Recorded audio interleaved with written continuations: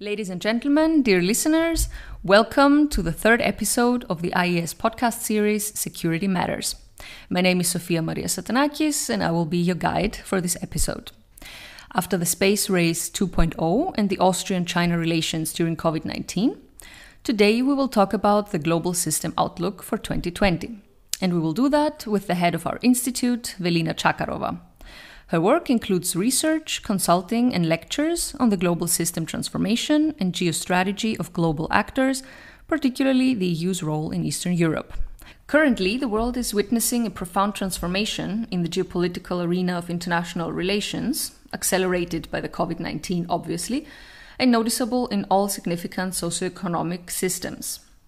I would like to first discuss the topic of the current bifurcation of the global affairs and your take on the most relevant global trends. I would like to draw your attention to two current systemic processes of greatest relevance: the systemic rivalry between the United States and China and the bilateralization of global affairs. Great powers rise and fall, shaping each transitional period of global power shift and its geographic concentration. With the possible emergence of two systemic centers of power, namely the United States and China, the global order may transform from a unipolar to a bipolar world. Following the collapse of the Soviet Union, the United States unilaterally shaped the global order and wielded enough power to control, structure, and secure supply chains and sea lines of communication.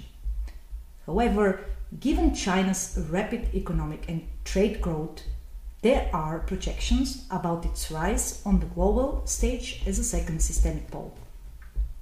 China has also launched a comprehensive geostrategy through its Belt and Road Initiative, the so-called Silk Roads, which aims to connect all continents and may unleash a significant change in the structural flux of international relations. It must be emphasized, however, that both countries were already involved in a competition encompassing various domains, from trade and economy to finance and agriculture to the technology sector prior to the COVID-19 virus outbreak. The prominent speech of Vice President Mike Pence and this year's speech by President Donald Trump on China, as well as the US administration's new approach to Beijing, are considered in this context.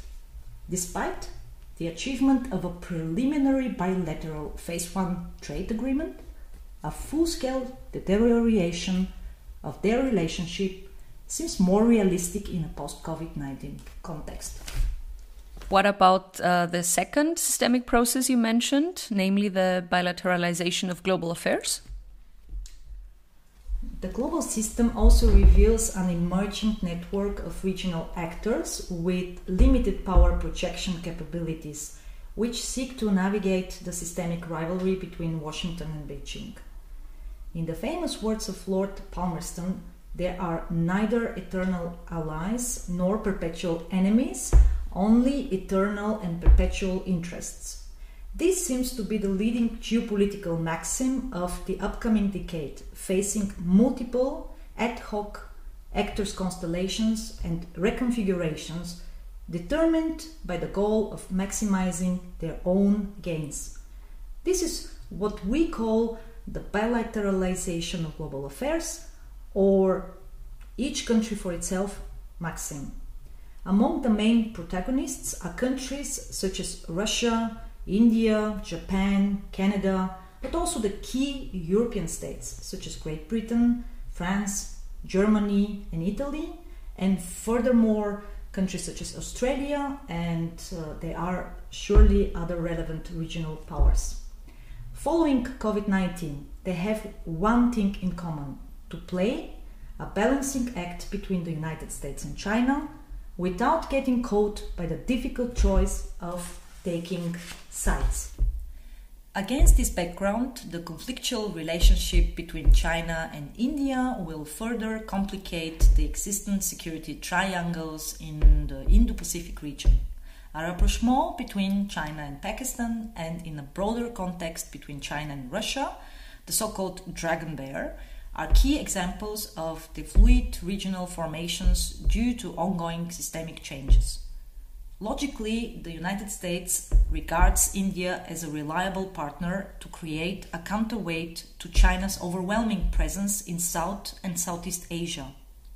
Current developments, such as the emergence of Quad, this is a format between United States, India, Japan and Australia, or the CPTPP free trade deal between 11 countries around the Pacific Rim, and other Anglosphere constellations are increasingly seen as US-led counterbalancing efforts against China's own geoeconomic projects, such as BRI, China-Pakistan Economic Corridor, and Regional Comprehensive Economic Partnership in Asia. Furthermore, new defense cooperation formats were also agreed on, such as the deal between Australia and India, covering cooperation between their militaries and facilitating technology exchange. Obviously, the political elites in New Delhi are increasingly in favor of closer relationship with Washington, but also continue to rely on friendly relations with Moscow amid the intensifying tensions with Beijing. Well, this is already a lot of information, but nevertheless, let's dive even deeper into this topic. For the past decade, experts in academia and think tanks have been propagating the emergence of an Asian multipolar century, with a shift from the Atlantic to the Pacific realm. In the post-COVID-19 global context, the virus has become a catalyst of multiple systemic challenges and changes, inducing ad hoc constellations of regional actors, shaped by their geopolitical and geoeconomic interests, in a changing global order with eroding multilateral structures. So, what will be the concrete impact on the Indo-Pacific region? Following the COVID-19 virus outbreak, this year marks the obvious manifestation of an Indo-Pacific decade, with the United States, China, and potentially India being the main protagonists in an emerging competition. In this regard, the United States is increasingly turning to the Indo-Pacific region and would likely invest more in partnerships and alliance formations linked to this area. Gurpreet Khurana describes this geopolitical space as stretching from the Indian and Western Pacific Ocean to the littorals of West Africa and East Asia. It must be mentioned that President Obama proclaimed the United States a pivot to East Asia in 2012 to advance the shift to Asia and the Pacific. However, it comes without surprise that the US Department of Defense has just recently laid out the Indo-Pacific region as a main priority theater, and the US Pentagon chief announced the readiness to relocate forces precisely to this area. It is expected that a major geopolitical shift in the region will take place, caused by Washington's efforts to establish a comprehensive strategic relationship with New Delhi due to China's rise in the Indo-Pacific region and beyond. Furthermore, China will continue extending its terrestrial connectivity to Europe through Central Asia in order to bypass the US maritime dominance in the Indo-Pacific space. To conclude, it seems that there are two likely mid-term systemic scenarios linked to this region.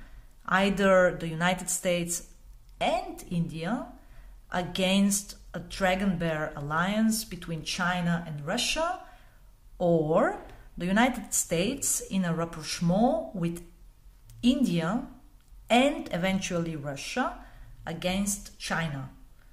In the case of further conflict escalation, the United States would use each opportunity to support New Delhi against Beijing, while Russia would rather seek to remain officially neutral in the tensions between China and India, but will support both sides in a different manner. So we can clearly see that the situation is not going to get less complicated in the future, I would say. But there is one more thing I would like to briefly touch upon. Repositioning the global supply chains away from China is already becoming a reality following the COVID-19 virus outbreak. And the Indo-Pacific region is about to become a forefront of this geoeconomic reconfiguration due to the withdrawal of American and international capital from Beijing. So what are your scenarios regarding global supply chains? Major geoeconomic opportunities and challenges will appear following the diversification of the global supply chains. A global disruption of supply chains coupled with the imperiled rules-based global order caused by eroding international and regional structures, as well as newly emerging organizations and institutions, will certainly not bypass the Indo-Pacific region.